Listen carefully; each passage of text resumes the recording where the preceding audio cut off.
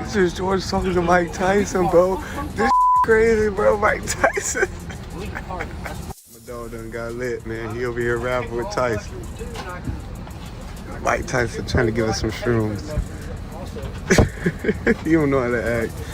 Tyson looking out, man. Crazy. He should have never gave you money. When Mike Tyson isn't being harassed on airplanes,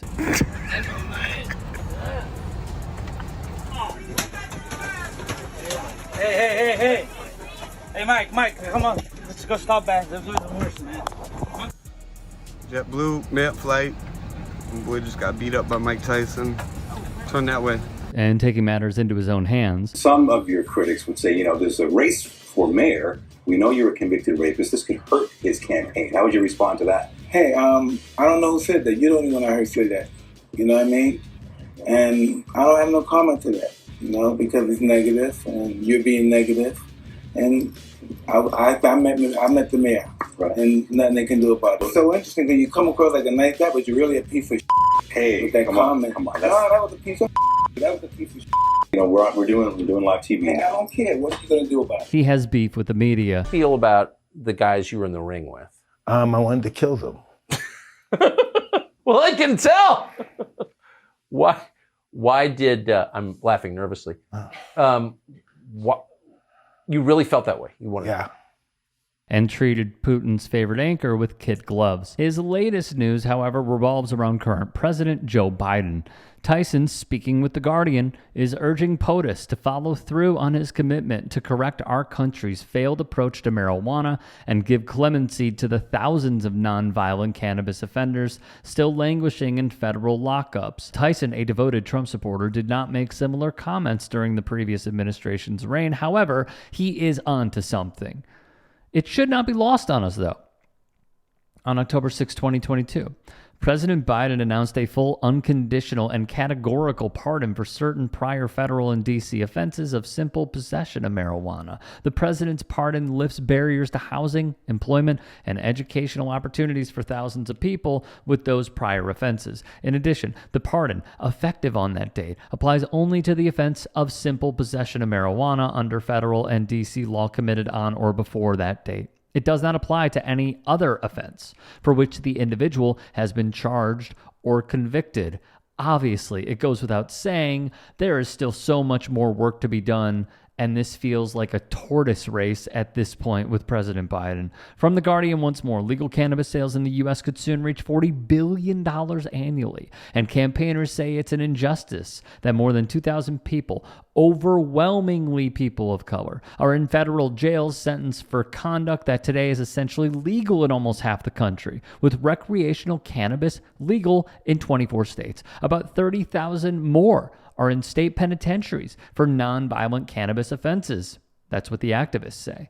Biden does not have the power to pardon those offenders, but Mike Tyson would plead with him to pressure those states to do so. Before we get into it, if there are any stories that we missed, if there are any that you would like to submit, get at me and follow me on Twitter, Instagram, TikTok. DMs are open. In addition, we are doing a membership drive. It is how we sustain life on this network. Go to tyt.com/join to keep us fully independent and support our work. All of our content is free. It's the least you could do. So let me see if I got this straight. He wants Joe Biden to go to Kay Ivey of Alabama and pressure Kay Ivey to release people where they view marijuana as the devil's lettuce.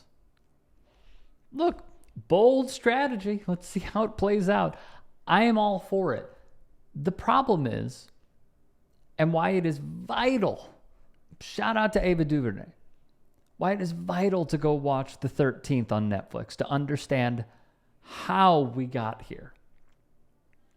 And the prison industrial complex being modern day slavery that tons of your favorite companies are benefiting from. It's not just marijuana. It is imprisoning people for such an offense as having a dime bag, and big time companies, which y'all can go look up, some of your besties, some that you support, directly benefit from slave labor. Now, do I think that Alabama, Arkansas, Mississippi should not have these laws in place? Of course. Do I think they should take the route of a California when it comes to marijuana policy? 1000% yes.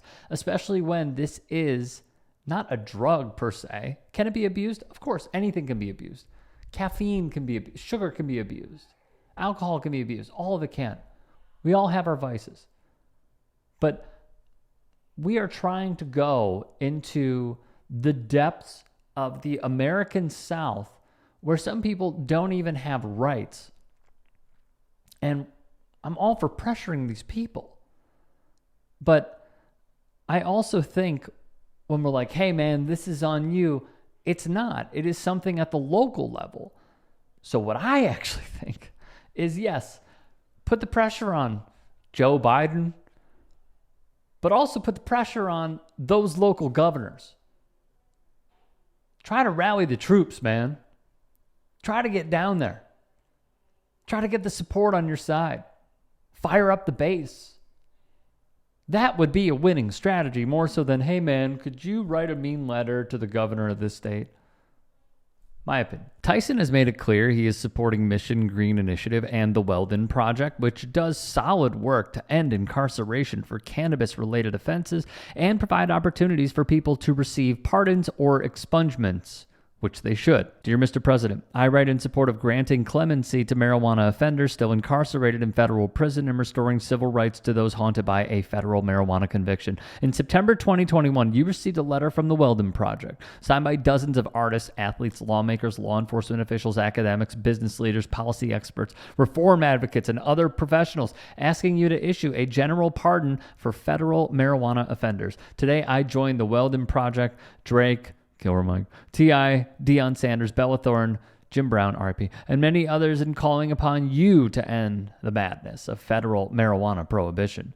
The September letter emphasized that the federal war on drugs has crushed many souls and countless futures, while spreading intolerable levels of mistrust and dysfunction between minority communities and those sworn to protect them.